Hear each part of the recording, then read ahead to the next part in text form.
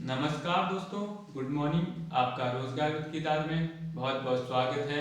उम्मीद करता हूँ कि आप स्वस्थ होंगे और मस्त होंगे, शानदार और ज़बरदस्त होंगे और बेहतरीन होंगे। तो अपना रिवीजन आप बेहतरीन ढंग से कर रहे होंगे। तो आज हमारा टॉपिक है बंगाल के गवर्नर जनरल और वायसराय। ठीक है, हमने आधे गवर्नर जनरल को पढ़ लिए थे। आज हमारे जितने भी गवर्नर जनरल बचे हैं उनको आज हम खत्म करेंगे। ठीक है, जो आज है, आज हमारा ये बंगाल के गवर्नर जनरल और जो वायसराय का है वो अंतिम टॉपिक। ठीक है, अंतिम टॉपिक बोला तो अंतिम गवर्नर जनरल होंगे। तो जो बंगाल के गवर्नर जनरल हैं उनके बारे में आज हम पढ़ेंगे। जो अगला टॉपिक आएगा वो हमारा 1857 की क्रांति स्टार्ट हो जाएगी। ठीक है, जो 1857 की क्रांति स्टार्ट हो जाएगी तो आज हमारा थोड़ा लंबा टॉपिक रहेगा, 20-30 मिनट का।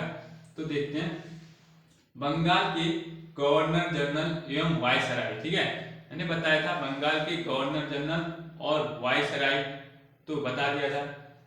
इसमें किसके बारे में पढ़ेंगे आज? बेंटिंग, जो बेंटिंग हो गया, और डलहौजी के बारे में। ठीक है, विलियम बेंटिंग और डलहौजी के बारे में पढ़ेंगे। इनके प्रमुख कार्य और कौन कौन से कार्य किए थे, इसके इन प्रमुख कार्यों के बारे में हम जानेंगे। तो विलियम बेंटिंग, ठीक है, विलियम बेंटिंग जो था, इनका कार्यकाल, विलियम बेंटिंग का कार्यकाल था 1828 से 1835 के बीच। जो विलियम बेंटिंग थी, ठीक है, विलियम बेंटिंग जो गवर्नर था, विलियम बेंटिंक जो गवर्नर जनरल था, उसका कार्यकाल, ठीक है, उसका कार्यकाल 1828 से 1835 के बीच, 1828 से 1835 के बीच बंगाल का गवर्नर जनरल था। ठीक है, ये बंगाल का क्या था? गवर्नर जनरल था। बंगाल का गवर्नर जनरल था कौन? William Bentinck. 1828 से 1833 के बीच, 1828 से 1833 के बीच, ठीक है, क्या था? ये बंगाल का गवर्नर जनरल था, गवर्नर जनरल था। ठीक है, गवर्नर जनरल था। और 1833 से 1835 के मध्य, 1833 से 1835 के मध्य भारत का गवर्नर जनरल नियुक्त किया गया। ठीक है, इसे जो था 1833 से 1835। इसके बाद जो 33, 34, 35, 3 साल, 2 साल के लिए, जो 2 साल के लिए आता है, क्या क्या नियुक्त होता है? भारत का गवर्नर जनरल नियुक्त होता है। भारत का गवर्नर जनरल, जो बंगाल का गवर्नर जनरल पोस्ट थी, वो पोस्ट क्या कर दी गई? वो पोस्ट भारत के गवर्नर जनरल के ऊपर कर दी गई। ठीक है, आगे से क्या लगा दिया गया? जो बंगाल का गवर्नर जनरल था उसके आगे भारत का गवर्नर जनरल जोड़ दिया गया। ठीक है, जो ये भारत का गवर्नर जनरल जोड़ दिया गया। तो जो भारत का प्रथम गवर्नर जनरल, भारत का प्रथम गवर्नर जनरल कौन था? भारत का प्रथम गवर्नर जनरल विलियम बेंटिंक था। ठीक है, विलियम बेंटिंक भारत का प्रथम गवर्नर जनरल हो गया। और जो बंगाल का अंतिम गवर्नर जनरल कौन था बोलेंगे? बंगाल का अंतिम गवर्नर जनरल ये भी विलियम बेंटिंक होगा, क्योंकि वो अंतिम गवर्नर जनरल था बंगाल का। ठीक है, बंगाल का अंतिम गवर्नर जनरल, भारत का प्रथम गवर्नर जनरल। ठीक है, जो भारत का प्रथम, इसमें भारत का प्रथम गवर्नर जनरल, यह कब से शुरू हुआ? जो भारत का प्रथम गवर्नर जनरल पद कब से शुरू हुआ? ये 1833, ठीक है, 1833 के अधिनियम से, जो एक्ट से 1833वां एक्ट अधिनियम आया था, उसके तहत जो बंगाल का गवर्नर जनरल था उसे भारत का गवर्नर जनरल नियुक्त किया गया। ठीक है, नियुक्त किया गया। मैंने बता दिया था प्रथम गवर्नर जनरल भारत का। ठीक है, कौन था? बेंटिंक हो गया, विलियम बेंटिंक। इसने कार्य क्या क्या किए थे?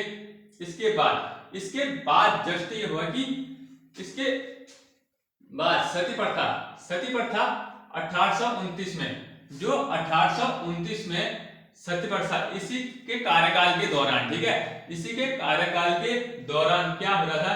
इसके कार्यकाल के दौरान 1828 में सती प्रथा का अंत करने की कोशिश की, ठीक है, कोशिश की, जो प्रयास किए किसने किए, राजा राम मोहन राय, ठीक है, राजा राम मोहन राय। क्या होता है सती प्रथा, ठीक है, सती प्रथा में ये होता है जैसे किसी स्त्री का पति मर जाता है, ठीक है, किसी स्त्री का पति मर जाता है तो वह क्या क्या करती है, उसी चिता में कूदकर अपनी जान दे देती है, ठीक है, वह चिता में समर्पण हो जाती है। तो यह व्यवस्था जो ये कुप्रथा थी, ठीक है, यह कुप्रथा सुधारने के लिए राजा राम मोहन राय के प्रयास रहे, ठीक है, राजा राम मोहन राय के प्रयास रहे थे। कब रहे थे, 1829 में। 1829 में सती प्रथा का अंत करने का प्रयास किसने किया, राजा राम मोहन राय, ठीक है, राजा राम मोहन राय ने किया। यह सर्वप्रथम कहां चलाया होगा, पहले तो कहीं चलाया ही होगा, ठीक है, सर्वप्रथम चलाया था बंगाल में, ठीक है, बंगाल में 1829 में, बंगाल में जो था 1829 में सती प्रथा का अंत समाप्त कर दिया था, ठीक है, अंत जो था समाप्त कर दिया था। इसके बाद मुंबई और मद्रास में कब चला सती प्रथा का अंत, तो यहाँ चला था 1930 में, जस्ट एक साल बाद यहाँ क्या हुआ था, जो राजाओं की पत्नियां थी, ठीक है, दो राजा लड़ते थे, एक राजा हार जाता था, उसकी पत्नी क्या करती थी, जब राजा युद्ध भूमि में मारा जाता था, ठीक है, राजा युद्ध भूमि में मारा जाता था तो उसकी पत्नी क्या करती थी, आग में कूदकर वो भी अपना जीवन लीला समाप्त कर देती थी, ठीक है, जीवन लीला समाप्त कर देती थी।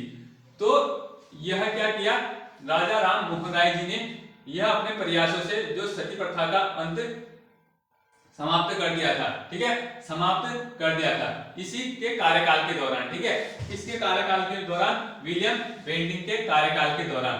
अब इसमें ठगी प्रथा का भी अंत किया, ठीक है, ठगी प्रथा का अंत किसने किया, विलियम बेंटिक ने, ठीक है। ठगी प्रथा यह प्रथा होती थी, इसमें यह होता था जैसे क्या क्या होता था, कहीं यहां से कहीं विदेश सामान पहुंचाना पड़ता है, ठीक है, कहीं दूसरे स्थान पर सामान पहुंचाना पड़ता था। उस टाइम यातायात के साधन क्या होते थे, नाव, नदी के रास्ते जाते थे, ठीक है, नाव के रास्ते, एरोप्लेन तो नहीं हुआ करता था उस टाइम, ठीक है, एरोप्लेन रेल की कमियां थी, रेल बाद में चला था। तो उस टाइम क्या हुआ, जैसे यहां से सामान ले जाने के लिए किसी दूसरे देश जाएंगे, ठीक है, क्या होगा, नाव के रास्ते, जहाजों के रास्ते जाएंगे, ठीक है, बोट के रास्ते जाएंगे, तो क्या होता है, जो ठगी होती थी, ठगी क्या होते थे, उन सामान को छीनकर, ठीक है, उन सामान को छीनकर वह अपना रख लेते थे, ठीक है, रख लेते थे और उन्हें मार देते थे, ठीक है, जो यात्री होते थे उनको मार देते थे उस टाइम। तो जो ये ठगी प्रथा से जो सामान लूटा जाता था, जो सामान लूटा जाता था वो क्या करते थे, ये करते थे, जो कालिका माता की पूजा करते थे, ठीक है, उस सामान से कालिका माता की पूजा करते थे। और इसमें क्या होता है, इसमें शिशु वध पर रोक लगाए, ठीक है, शिशु वध पर रोक लगाए, जो शिशु बच्चों की हत्या होती थी, ठीक है, जो बच्चों की हत्याएं होती थी, बच्चों की, छोटे छोटे बच्चों की हत्याएं होती थी, उसमें रोक लगाया। सर्वप्रथम किस राज्य में लगाया, जो सर्वप्रथम लगाया पंजाब में, ठीक है, पंजाब से ही स्टार्ट किया, कहीं ना कहीं से तो स्टार्ट किया होगा इसने, पंजाब से पहले स्टार्ट किया, ठीक है, पंजाब से स्टार्ट किया। और शिशु बलि पर रोक लगाई, ठीक है, शिशु वध पर रोक लगाए, फिर इसने शिशु बलि पर रोक लगाई, ठीक है, शिशु ये भी बच्चों से, ठीक है, जो कन्या भ्रूण हत्या होती है, ठीक है, शिशु कन्या भ्रूण हत्या, किसी की बच्ची हो, ठीक है, बच्ची हो तो उसे ही पहले ही मार दिया जाता था, ठीक है, उसे पहले ही मार दिया जाता था। ऐसी कुप्रथाएं अभी भी और संसार में बहुत जगह बची है, ठीक है, होती हैं, लेकिन ऐसा नहीं होना चाहिए, ठीक है, ऐसा नहीं होना चाहिए। जैसे किसी की बच्ची होगी, ठीक है, किसी की बच्ची होगी तो उसे मार दिया जाता है, ठीक है, ऐसा नहीं होना चाहिए। तो इसके बाद क्या होता है, इसके बाद क्या चलाता है विलियम बेंटिक, अंग्रेजी शिक्षा का माध्यम, जो अंग्रेजी शिक्षा का माध्यम, ठीक है, अंग्रेजी शिक्षा का माध्यम बनाया। जो अंग्रेजी शिक्षा कहाँ विस्तार की, अंग्रेजी शिक्षा कहाँ विस्तार की थी विलियम बेंटिक ने, जो स्कूल हुआ करते थे और कॉलेज हुआ करते थे, ठीक है, स्कूल और कॉलेजों में अंग्रेजी शिक्षा का विस्तार किया, ठीक है, अंग्रेजी शिक्षा का विस्तार किया। पहला विधि आयोग कब स्टार्ट हुआ था, पहला विधि आयोग बोलेंगे 1834 में, जो 1834 में पहला विधि आयोग के अध्यक्ष कौन थे? मैकाले। ठीक है, मैकाले इसके अध्यक्ष थे। इसके अध्यक्ष थे पहले विधि आयोग के। और जो अजमेर में देशी राजाओं के दरबार आयोजित किए, जो अजमेर में देशी राजाओं के दरबार आयोजित किए। यहाँ राजा कौन से थे? अजमेर कहाँ पड़ता है? अजमेर पड़ता है राजस्थान में। ठीक है, अजमेर राजस्थान का एक क्षेत्र है। वहां क्या हुआ? देशी राजाओं, जो देशी राजा थे अपने देश के, ठीक है, देश के राजाओं के दरबार आयोजित किए गए। कब किए गए थे? 1832 में। इसमें 6 राजा जो राजपूत हुआ करते थे, ठीक है, जो राजपूत हुआ करते थे, 6 राजा जो थे राजपूत हुआ करते थे। तो जो विलियम बेंटिंक ने क्या किया? 6 राजाओं का दरबार आयोजित किया। कहां किया था? 6 राजाओं का दरबार आयोजित किया था राजस्थान के अजमेर में। ठीक है, राजस्थान के अजमेर में। यह राजा कौन थे? राजपूत थे। ठीक है, राजपूत राजा थे। यह 6 राजा हुआ करते थे। विश्व का दूसरा जिब्राल्टर जो तारापुर दुर्ग है। तारापुर दुर्ग विश्व का दूसरा जिब्राल्टर क्यों कहा जाता है? यह किसने कहा? जो ये विलियम बेंटिंक ने कहा। जो तारापुर दुर्ग है, तारापुर दुर्ग है राजस्थान में। ठीक है, तारापुर दुर्ग राजस्थान में है। जो तारापुर दुर्ग इसलिए फेमस है क्योंकि वह चारों ओर से क्या है? मजबूत है। ठीक है, चारों ओर से दीवारें उसकी मजबूत है और वहां हमला कोई भी उतनी जल्दी नहीं कर सकता। ठीक है, कोई भी विद्रोह नहीं कर सकता उसमें। ठीक है, आक्रमण नहीं कर सकता। यह दुर्ग जो है मजबूत दुर्ग है, कई तोपों से भी नहीं गिरा सकते। ठीक है, कई तोपों से भी नहीं गिरा सकते। यह मजबूत दुर्ग है। इसलिए जो जिब्राल्टर के है, एक लंदन में एक शक्तिशाली महल है। ठीक है, महल टाइप का है। तो इसीलिए जो है तारापुर दुर्ग को भी ठीक है, दुर्ग को भी इसी की संज्ञा दी। किसने दी थी? यह संज्ञा दी थी विलियम बेंटिंक ने। 1835 में क्या होता है? 1835 में प्रेस की स्वतंत्रता। ठीक है, प्रेस की स्वतंत्रता दी। जो प्रेस अखबार से संबंधित है, प्रेस की स्वतंत्रता दी। ठीक है, जो अखबार छापने की स्वतंत्रता दी। ठीक है, किसने दी? विलियम बेंटिंक ने। यह भारतीय प्रेस अधिनियम कब बना था? भारतीय प्रेस अधिनियम 1835 में बना था। बोलेंगे कि भारतीय प्रेस अधिनियम कब बना था? 1835 में बना था। ठीक है, 1835 में भारतीय प्रेस अधिनियम बना था। प्रेस के लिए लाइसेंस आवश्यक नहीं है। यह जो प्रेस होता है ना, प्रेस अखबार छापने के लिए लाइसेंस अनिवार्य नहीं है। ठीक है, जो अभी भी लाइसेंस अनिवार्य नहीं है, यह अखबार कोई भी छाप सकता है। ठीक है, जो अखबार होता है, यह जो आर्टिकल 19A में यह बताया गया है कि प्रेस की स्वतंत्रता, जो आर्टिकल 19A में बताया गया प्रेस की स्वतंत्रता, हम अखबार छाप सकते हैं। ठीक है, अपने व्यक्तिगत रूप से हम अपना अखबार छाप सकते हैं। और इसके बाद इसने इलाहाबाद में सदर निजाम अदालत और सदर दीवानी अदालत की स्थापना की। किसने की? विलियम बेंटिंक ने की। हम पढ़ रहे हैं विलियम बेंटिंक के ही बारे में। ठीक है, विलियम बेंटिंक के जो सदर निजाम होते हैं और सदर दीवानी अदालत की स्थापना की। सदर निजाम और सदर दीवानी की जो दीवानी अदालत की स्थापना की। और एंगर कोड में क्या होता था? एंगर कोड विलियम बेंटिंक के टाइम जो फारसी के स्थान पर अंग्रेजी भाषा लागू की। ये क्या कर रहा था? जो अन्य भाषा थी इनकी, जो अन्य भाषा इनके वहां हो रही थी। ठीक है, वहां पे क्या अंग्रेजी भाषा का विस्तार कर रहा था। कौन कर रहा था? अंग्रेजी भाषा का विस्तार विलियम बेंटिंक कर रहा था। ठीक है, अंग्रेजी यहाँ पे था एंगर कोड में क्या बोलती? फारसी। ठीक है, फारसी बोली जाती थी। यहाँ पर अंग्रेजी भाषा लागू कर दी। और मैडकॉक ने 1835 में, इसके बाद आता है मैडकॉक। 35 तक विलियम का शासनकाल। फिर 1835 से 1836 में क्या आता है? मैडकॉक। ठीक है, जो मैडकॉक आता है, भारत में समाचार पत्रों का मुक्तिदाता कहा जाता है।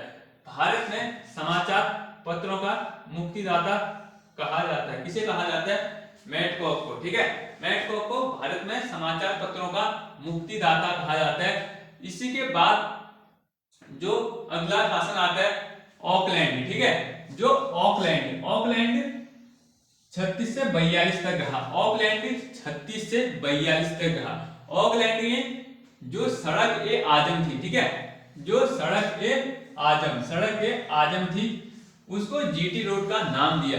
जो ग्रांड ट्रंक रोड कहां पे है अभी? जो दिल्ली में है। ठीक है, जो ग्रांड ट्रंक रोड जो शेरशाह सूरी ने बनाया था। ठीक है, शेरशाह सूरी ने भारत का सबसे लंबा मार्ग रोड थी। ठीक है, जो रोड है शेरशाह सूरी ने बनाया था। जो इसका नाम जो पहले क्या आ गया था? सड़क ए आजम। ठीक है, सड़क ए आजम था, उसका नाम जीटी रोड किसने दिया?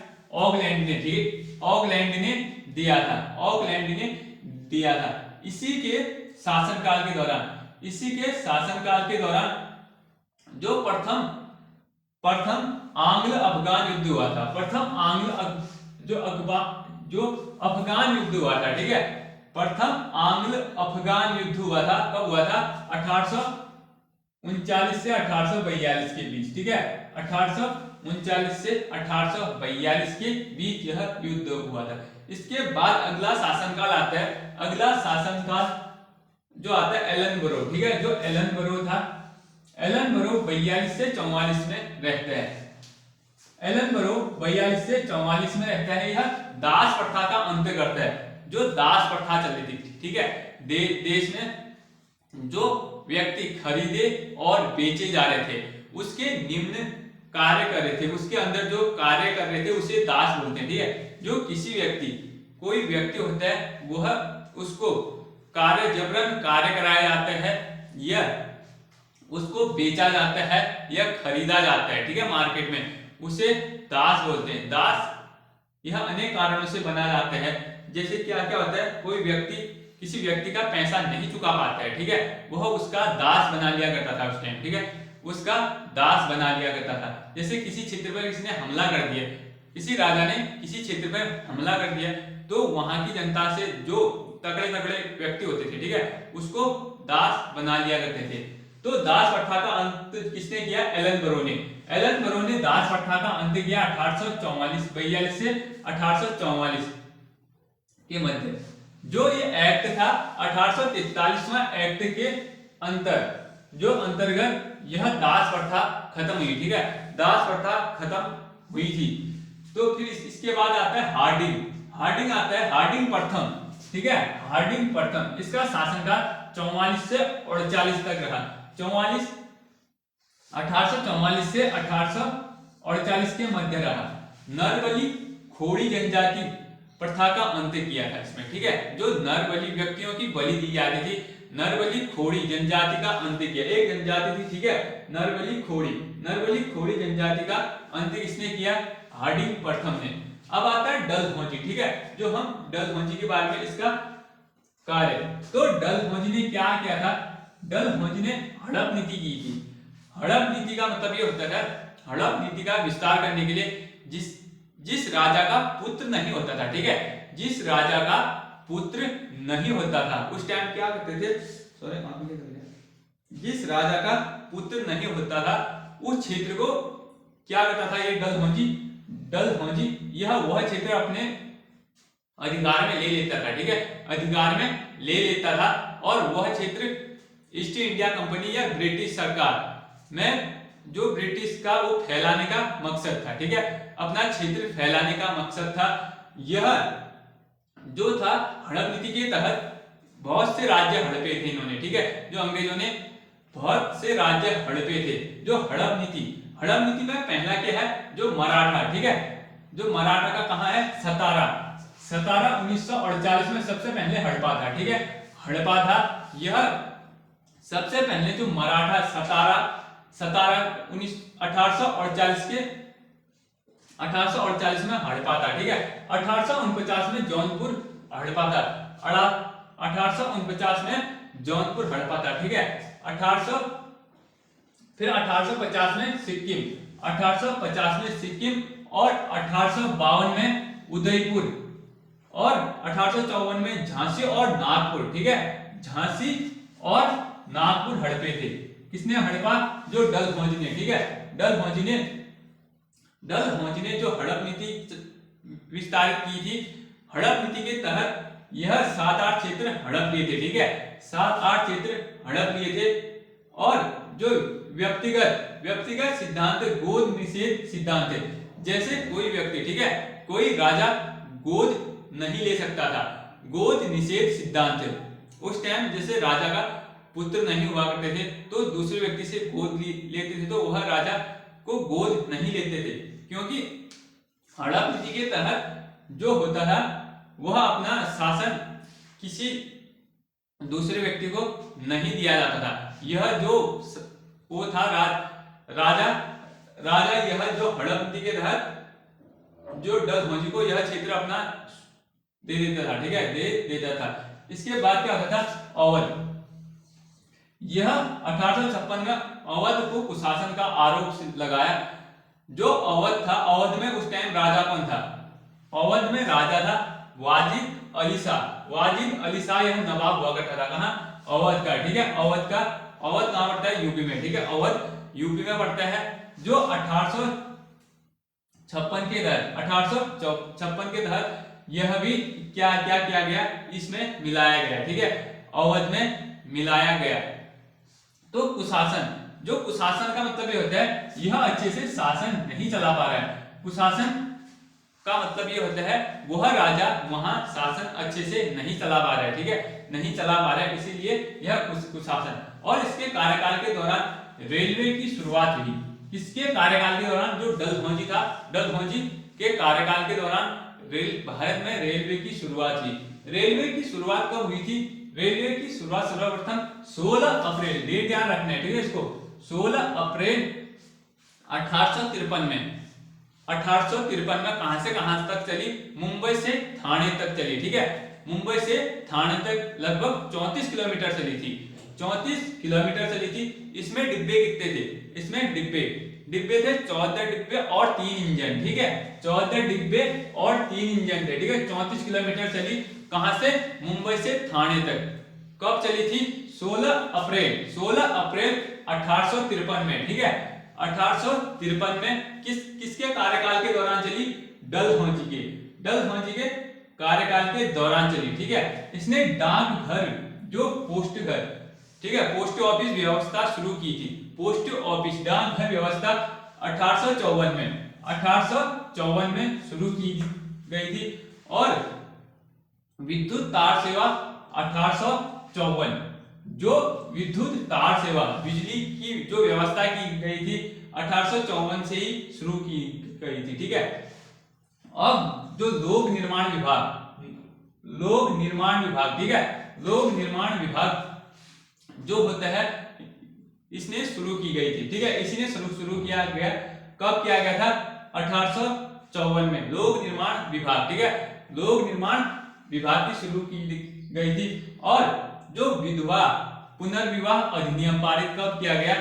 विधवा पुनर्विवाह अधिनियम 1956 में, ठीक है, 1856 हो गया, हाँ, 1856 हो गया, ठीक है, 1856 में यह क्या किया गया था?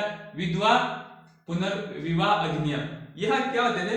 जैसे किसी का पति मर जाता था, ठीक है, किसी का पति मर जाता था, उसके बाद वह विधवा औरत दोबारा शादी कर सकती है, ठीक है, वह विधवा औरत दोबारा शादी कर सकती है। यह कब से शुरू हुआ? यह शुरू हुआ 1856 से, ठीक है, 1856 से। और इसके बाद आगे क्या होता है? वुड डिस्पैच जो होता है, वुड डिस्पैच आया, अंग्रेजी शिक्षा का मैग्ना कार्टा कहा जाता है, ठीक है। अब जो अंग्रेजी शिक्षा का मैग्ना कार्टा कहा जाता है, इसमें क्या किया गया था? जो प्राथमिक शिक्षा होती है उसमें स्थानीय भाषा, उसमें क्या होती है? स्थानीय भाषा का प्रयोग किया जाता था, ठीक है, स्थानीय भाषा का प्रयोग किया जाता था। और जो उच्च शिक्षा जैसे हाई स्कूल हो गया, ठीक है, हाई स्कूल हो गया, वहां वो अंग्रेजी शिक्षा का विस्तार कर रहा था। ये दोनों क्या कर रहे थे? ये भी शिक्षा का विस्तार कर रहा था। और जो ये है क्या बोलते हैं, क्या नाम है इसका, डलहौजी, ठीक है, डलहौजी भी क्या कर रहा था, अंग्रेजी शिक्षा का ही विस्तार कर रहा था, अंग्रेजी शिक्षा का ही विस्तार कर रहा था। तो हमने आज बंगाल के गवर्नर जो है इनको हमने पूरा पढ़ दिया, ठीक है। इसको रिवीजन करना है, इसमें से 1 या 2 क्वेश्चन पूछे जाते हैं, इनको पढ़ना जरूरी है। ये आज हमने खत्म कर दिया और कल पढ़ेंगे 1857 की क्रांति, ठीक है। 1857 की क्रांति के क्या क्या परिणाम रहे उसको कल हम पढ़ेंगे, ठीक है, उसको हम कल पढ़ेंगे। तो दोस्तों वीडियो कैसी लगी, वीडियो अच्छी लगी हो तो शेयर करें, कमेंट करें और सब्सक्राइब करना ना भूलें। तो आज की क्लास यहीं पे खत्म होगी। जय हिंद, जय भारत।